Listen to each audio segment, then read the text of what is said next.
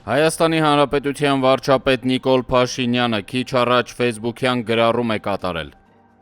Գևորգ Սուջյանը, Դավիթ Դավթյանը, Վիգեն Էուլջեքջյանը և Վագիվ Խաչատրյանը քիչ առաջ հակարի կամրջով Ադրբեջանի Հանրապետության համապատասխան մարմինների ներկայացուցիչների կողմից հանձնվեցին Հայաստանի Հանրապետության համապատասխան մարմինների ներկայացուցիչներին և հիմա գտնվում են Հայաստանի Հանրապետության տարածքում։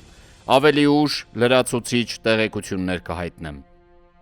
Գևորգ Սուջյանը, Դավիթ Դավթյանը, Վիգեն Էուլջեքջյանը նախնական զննությամբ առողջական խնդիրներ չունեն։ Վագիվ Խաչատրյանի առողջական վիճակը նախնական գնահատվում է բավարար։ Նրանք տեղափոխվում են Երևան։